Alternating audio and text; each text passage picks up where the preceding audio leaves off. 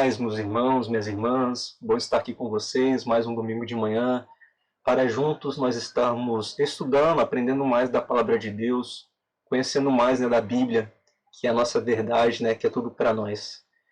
Como sempre, agradecer você, jovem, que acordou em plena domingão, às 10 da manhã, não está vendo aí nenhum jogo de futebol, deixou a caminhadinha para depois ou para antes, né? E agora está aqui às 10 da manhã comigo, para junto a gente estar aprendendo mais, né, da Bíblia. Sempre tem muito para a gente conhecer, sempre tem muito para a gente avançar no conhecimento da palavra. Amém? Antes da gente começar a nossa lição de hoje, vamos fazer uma breve oração e daí a gente segue com a aula normal. Amém? Vamos lá, gente. Senhor Deus, Pai Santo, Pai amado, te louvamos, Pai, engrandecemos o teu nome, pois o Senhor é bom. Te agradecemos por mais esta manhã de vida, mais esta manhã, este dia em que nós estamos de pé. E te pedimos, Senhor Deus, abre os nossos corações, abre o nosso entendimento, para aprendermos mais a tua palavra, para que possamos receber, ó Pai, em amor, ó Pai, aquilo que o Senhor quer falar conosco nesta manhã. No nome de Jesus, amém. Beleza, gente? Bom, o tema da nossa aula de hoje é esse aqui. Vai ajudar ou vai cair fora? E o nosso texto base está em Provérbios 24, os versículos 10 e 11. Diz assim: se te mostras fraco no dia da angústia, a tua força é pequena. Livra os que estão sendo levados para a morte e salva os que cambaleiam indo para serem mortos. Beleza, gente? Bom, hoje a gente vai falar um pouquinho sobre crises e amizades. Como a gente viu nesses versículos que nós lemos agora, nós viveremos dias de angústia, dias de crise, dias que parecem mortais, que parecem até insuperáveis, mas que são dias que a gente vai passar, dias que a gente consegue passar e que fica bem mais fácil de passar se você tiver alguém ao teu lado para estar te ajudando, alguém ao teu lado para estar te apoiando. Amém? Como a gente vê na história de Davi, quando a gente lê a história de Davi, que Davi teve aquele auge, quando ele matou Golias, né? Que ele começou a fazer a fama dele militar, só que ele começou a ser perseguido por Saul, e nisso ele teve que começar a fugir. Só que nessas fugas dele, né, como a gente vê em 1 Samuel 20, 22 também, ele teve ajuda, ele teve companheiros, amigos que o apoiaram. Teve, por exemplo, Jonatas, que muitas vezes até distante de Davi, sem poder estar ao lado do amigo dele, já que ele era filho de Saul, mas ainda assim distante de Davi, ele estava sempre pleiteando a favor de Davi, tentando convencer Saul a parar de perseguir Davi, a trazer Davi de volta. Ou seja, amigo que mesmo distante estava ajudando o outro a vencer a crise. Assim como nós temos feito, como nós podemos fazer neste tempo de distanciamento social, que mesmo sem poder ter o seu convívio que você tinha com seus amigos antigamente, você ainda pode estar ajudando eles, dando uma força para eles se eles estiverem enfrentando alguma crise, alguma luta, algum problema grave na vida deles. Um outro exemplo, Noemi, quando ela perdeu tudo, quando ela estava desamparada, viu o esposo, os filhos morrerem, todos os bens sumirem, mas Ruth insistiu em ficar do lado dela. Noemi até tentou falar para Ruth: não, vai embora, eu não tenho nada, se afasta de mim. Porém, Ruth insistiu em ficar do lado de Noemi. Às vezes nós temos amizades que, em momentos difíceis, elas tentam nos repelir, né? É um meio de defesa, infelizmente, que está machucando a pessoa, machuca você também, mas que não é bom você se afastar dessa pessoa. Fica perto daquele amigo, às vezes mesmo ele, naquele momento de cabeça dura, falando: não, cara, eu quero ficar sozinho, mas continua tendo esperança na vida dele, amém? Continue orando por ele, continue conversando com ele. Cara, eu sei que você acha que acabou para você, que você não quer que eu nem fale de Deus com você, mas eu acredito, cara, que Deus ainda vai mudar a sua sorte, que Deus vai te fazer vencer. Não deixe esse amigo te afastar, amém? Não deixe criar mágoa no seu coração se ele te mandar embora. Continue ali insistindo nessa amizade ajudando ele a vencer essa crise. E assim também eu lembrei de Paulo e Silas na prisão. Eu estava imaginando um ali louvando, né, os dois louvando na prisão. Eu estava pensando, quem será que começou a cantar primeiro, a louvar primeiro? Será que foi o Paulo ou será que foi o Silas? Eu não sei, mas eu sei que quando um começou a cantar, deve ter começado a motivar o outro também. Nisso o outro já estava cantando, um terminava um hino, nisso o outro emendava em outro cântico. Ou seja, um incentivando o outro naquele momento de crise. Os dois passando por crise, porque todos nós passamos por crise, mas ainda assim tendo um entendimento. Cara, mesmo na crise, deixa eu incentivar meu amigo aqui com a minha adoração, com o meu louvor. Porque na crise eu não vou parar de adorar, eu não vou parar de buscar Deus, eu vou continuar incentivando o meu irmão. E é bacana que fala pra gente nesse final do capítulo 16, que depois, quando eles já saíram, que eles reencontraram os irmãos da igreja, os irmãos que estavam orando por eles, que através daquela experiência que eles passaram, eles conseguiram incentivar, motivar esses irmãos que estavam em casa, né? Ou seja, as suas crises, elas têm um propósito. A partir das suas crises, das suas lutas, elas vão ser histórias de vitória que você vai poder contar para os seus irmãos depois, para os seus amigos da igreja. Depois você vai poder falar para eles, cara, eu venci essa luta. Cara, essa faculdade que você acha que não tem como passar, eu também achava que eu não tinha como passar. Só que eu consegui, graças a Deus. Mesmo parecendo impossível para mim, eu consegui vencer essa crise. Cara, aquela dificuldade na minha família, que tinha muita confusão, que tal situação ruim acontecia, eu consegui vencer, cara. Hoje a minha família é uma bênção. Todos nós temos testemunhos assim de vitórias, de coisas que pareciam difíceis, crises que pareciam invencíveis, mas que com a ajuda de Deus nós conseguimos superar. Para que isso? Para a gente poder testemunhar para os nossos irmãos sobre as nossas vitórias. Que nem fala lá em 2 Coríntios, no capítulo 1, no versículo 4, é Ele, Deus, que nos conforta em toda a nossa tribulação, para podermos consolar os que estiverem em qualquer angústia, com a consolação com que nós mesmos somos contemplados por Deus. Ou seja, nós enfrentamos angústias sim, mas o nosso Deus nos ajuda a superá-las, para que assim a gente possa dar testemunho para os nossos irmãos. Para que assim, tendo vencido certas crises, nós possamos ajudar irmãos passando pelas mesmas crises. Amém, gente? Bom, então a gente já viu que é uma verdade que a gente vai viver crises. Nós viveremos angústias em nossas vidas. O dia da angústia, ele vai chegar. Mas também é verdade que as crises, elas têm um propósito. Que nem eu falei para vocês agora.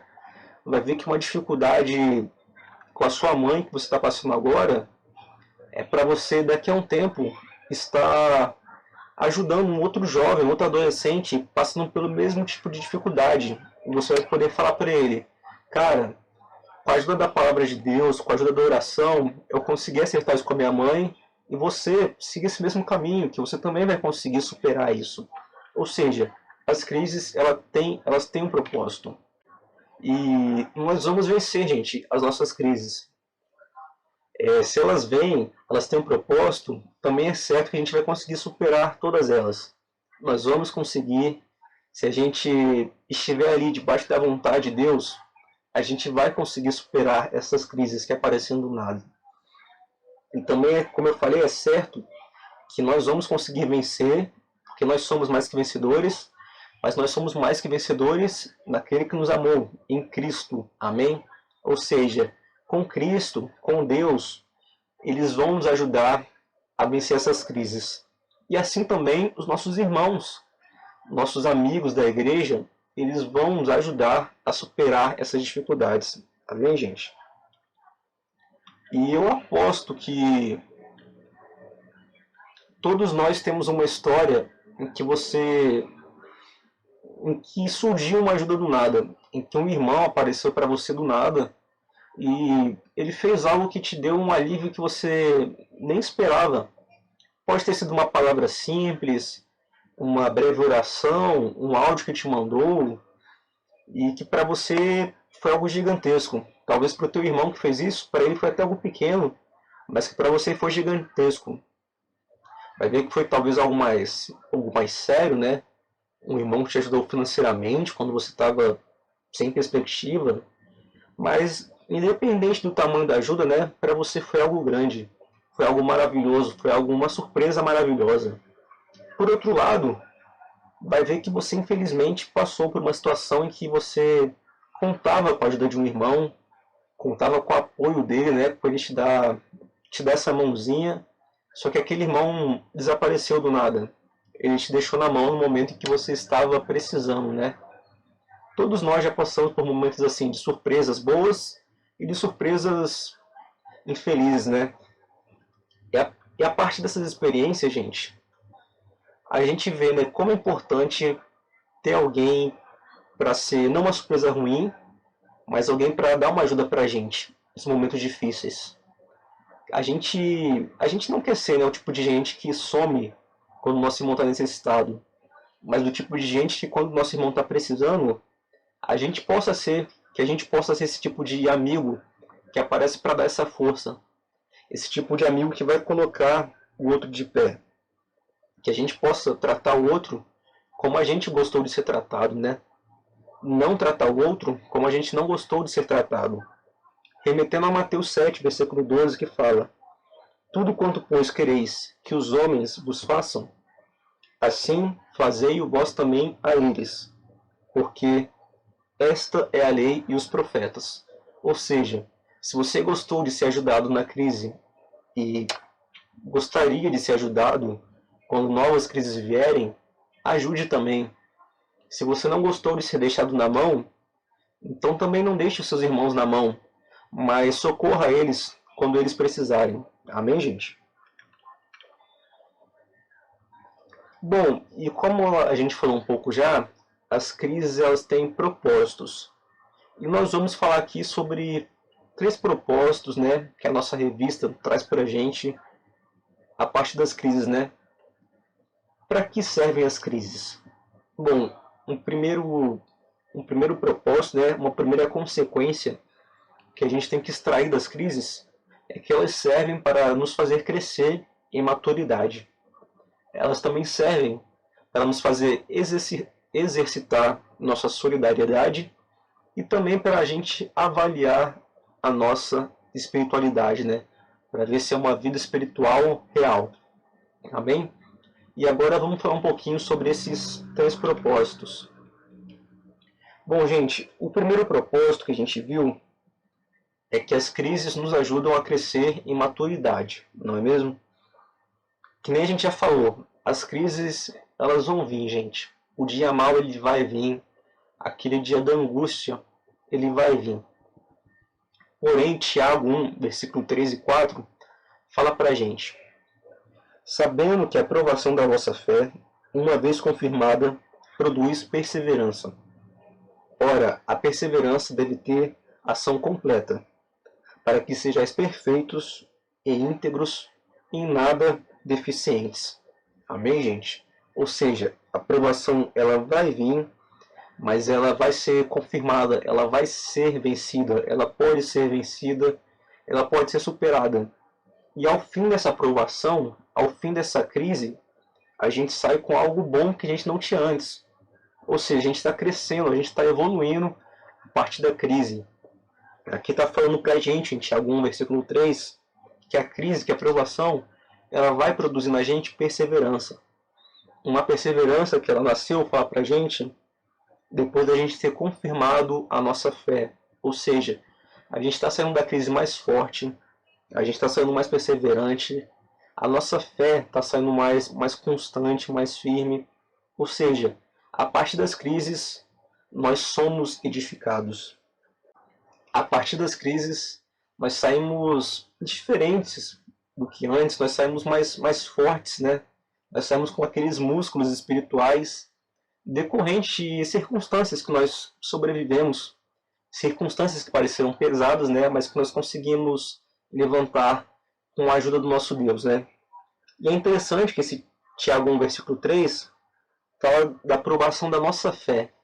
Ou seja, na crise, A nossa fé, a gente tem que mantê-la firme. A gente tem que fortalecer a nossa fé. Fortalecer como? Através de oração, através de leitura da palavra, das práticas, das disciplinas espirituais. Então que a gente possa, gente, nesses momentos de crise, saber que nós estamos sendo fortalecidos. E assim, como eu falei em Tiago 1, versículo 2, enfrentar esses momentos que parecem terríveis, enfrentar eles com alegria. Enfrentar eles, como dizem Tiago, nesse capítulo 1, no versículo 5, se necessário, pedindo sabedoria de Deus, perguntando para Deus com fé: Deus, como que eu posso vencer isso, né? Qual é o próximo passo que eu devo dar? Sempre com alegria no coração, sabendo, cara, eu vou sair disso mais forte. Cara, eu estou passando por essa luta, mas é certo então que lá no final vai ter uma vitória abençoada. Se essa luta está difícil, é porque a vitória vai valer a pena.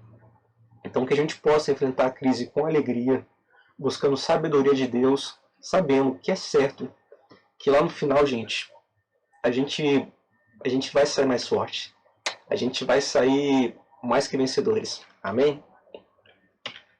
Bom, o segundo propósito que a gente viu é que a crise serve para a gente exercitar a nossa solidariedade. Nas crises, como nós já falamos, que todos nós enfrentamos, nós devemos ajudar, precisamos ajudar uns aos outros. Nós temos que manifestar esse tipo de ação. Como fala para a gente Tiago 2, nos versículos 14 ao 17. Vamos ler aqui.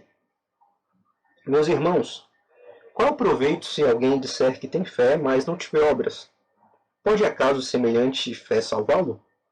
Se um irmão ou irmã estiverem carecidos de roupa, necessitados do alimento cotidiano, e qualquer dentre vós lhes disser: ide em paz, aquecei-vos e fartai-vos, sem, contudo, lhes dá o necessário para o corpo, qual o proveito disso? Assim, também a fé, se não tiver obras, por si só está morta. Amém, gente? A gente não está falando aqui, a gente não está entrando naquela discussão de se eu sou salvo pelas obras. Nós não somos salvos pelas obras, nós sabemos, é por Cristo, é pela graça, pela misericórdia de Cristo que nós somos salvos. Nós não podemos nos justificar, né, merecer a nossa salvação.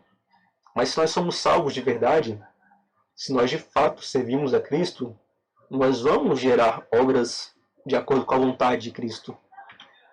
Obras de acordo com a vida de Cristo, né? Como Cristo viveu?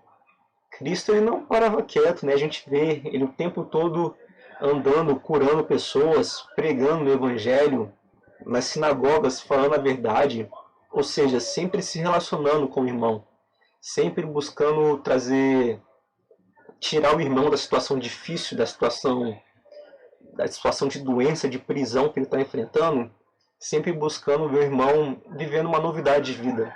Era isso que Jesus fazia. E que assim também a gente possa viver, produzindo essas obras que vão fazer diferença na vida do nosso irmão. Amém, gente? Que vos ameis uns aos outros. Jesus falou para a gente aqui. Bom, e o terceiro propósito das crises é para avaliar nossa real espiritualidade.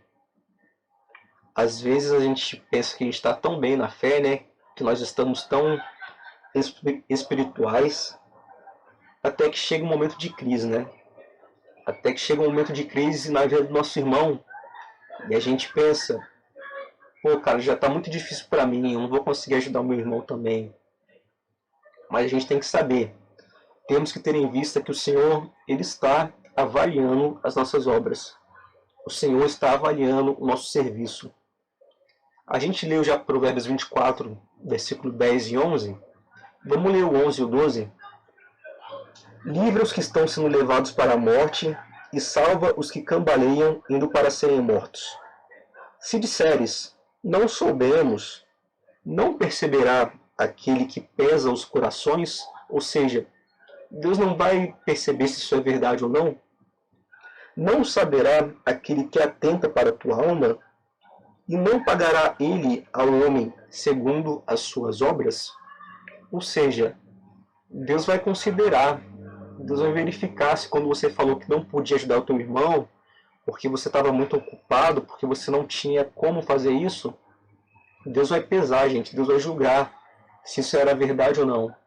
Vai ter um dia que Deus vai julgar se você não ajudou seu irmão por mero cansaço seu, se foi uma desculpa, se não foi sincero naquele motivo que você falou, Deus, eu não posso ajudar por causa disso, por causa daquilo, porque eu não sou capaz, porque eu não sei falar. Deus vai perguntar pra gente, será que é verdade? Será que você não podia ter ajudado? Eu lembrei aqui agora de Moisés, né? Um cara gago, um cara morando lá longe do Egito, mas que Deus mostrou para ele, cara, você tem condições de ajudar. Não é na sua força, né? Eu contigo, você é capaz de ajudar vidas, né? 2 Coríntios 5:10 fala pra gente do tribunal de Deus, né? Um tribunal diante do qual todos nós receberemos segundo o bem e o mal que fizemos. Às vezes uma omissão também é o mal. Não é só uma ação, né? Eu atentar contra a vida do meu irmão que é o mal, mas às vezes a omissão em relação ao seu irmão, em relação à crise do seu irmão, também é algo mal. Também é um crime diante do juiz. Mateus 25, 31 a 46, fala pra gente que Cristo, quando ele voltar, ele vai separar entre os benditos e os malditos. E quem são os benditos? Bom, o versículo lendo pra gente, fala pra gente que aquele que tendo alguém fome, deu de comer para ele. Porque tive fome e me deste de comer. Tive sede e me destes de beber. Era forasteiro e me hospedastes. Estava nu e me vestistes. Enfermo e me visitastes. Preso e fostes ver-me. Estes são os que ouvirão: vinde benditos de meu Pai. Esses preocupados, atentos à necessidade do próximo, atentos à crise do próximo. Então, que a gente possa avaliar: será que o meu amor fraternal, o amor que eu tenho demonstrado pelos meus irmãos, especialmente quando eles estão passando por alguma crise, por alguma necessidade, será que esse amor vai ser condenado pelo juiz? Será que o juiz vai falar: pesado fostes e não foste achado? Será que a gente vai ser achado em falta, né? Será que Deus vai pesar o nosso amor e vai falar: cara, você demonstrou muito pouco amor. O seu amor ele não foi suficiente, você está condenado. Que a gente possa buscar ouvir, gente. Vinde, benditos de meu Pai. Benditos porque vocês cuidaram do seu irmão. Amém? Em todo o tempo, ama o amigo, e na angústia se faz o irmão. Como a gente falou, gente, é certo que todos nós teremos crises na nossa vida. Porém, quem dera, né, fosse certo também que todos nós teremos um irmão ao nosso lado para ajudar a gente a vencer essas crises. Bom, você tem condições de ser esse irmão. Um irmão que vai ajudar um colega teu, um amigo teu. Você tem condições porque você tem Jesus. Você tem condições de ajudar essa pessoa. De ajudar esse querido teu, esse irmão teu, esse filho de Deus, a ajudar ele a superar essa dificuldade, superar essa angústia. Então que o Senhor nos motive, né, a vencer a nossa timidez, vencer qualquer desculpa do nosso coração, para a gente de fato buscar ajudar o nosso irmão a superar toda a crise. Como Cristo ajuda a gente o tempo todo, que a gente também possamos ser, né, esses discípulos verdadeiros de Cristo, que também demonstramos esse amor uns pelos outros. Assim como Cristo nos amou, que possamos amar uns aos outros. Amém, gente? Vamos então orar, encerrar nessa aula. Senhor Deus, Pai Santo, Pai Bendito, louvamos o Teu nome, Pai. Te agradecemos, ó Pai, pois no dia da angústia, nos dias difíceis, quando o dia mal chega, nós sabemos, Senhor, que podemos contar contigo. Mas, Senhor Deus, como é bom, Senhor Deus, saber que também temos irmãos nesses dias, irmãos que estão orando por nós, irmãos que estão nos estendendo a mão, e se nós estamos com fome, que nos dão de comer, se estamos com sede, nos dão de beber, que possamos, meu Deus, ser esses irmãos atentos à necessidade, à luta um dos outros, para que possamos ajudar efetivamente nossos irmãos a superarem essas dificuldades, meu Deus. Senhor Deus, que não sejamos egoístas, olhando apenas para os nossos problemas, apenas para as nossas dificuldades. Jesus sabia que iria morrer. Jesus falou que o Filho do Homem não tinha onde reclinar a cabeça.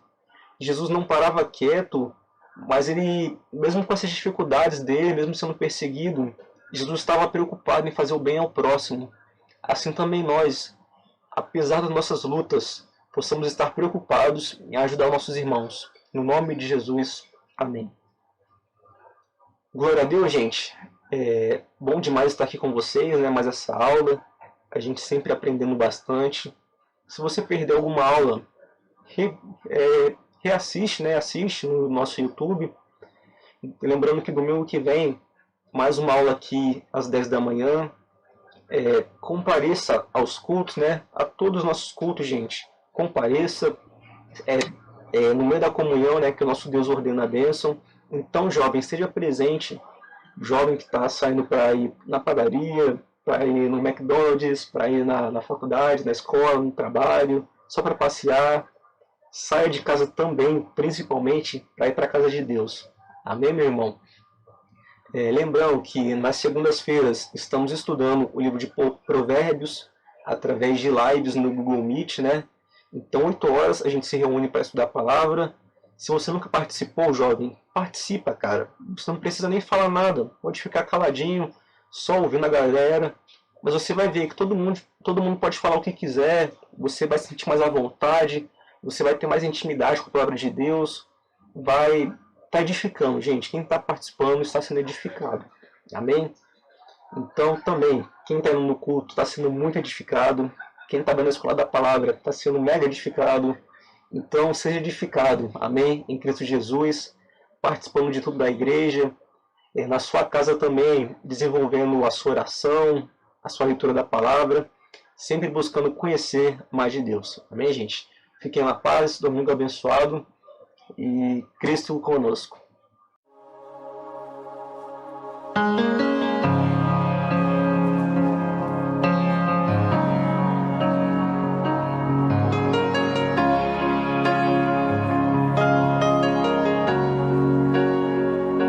Assim que luto minhas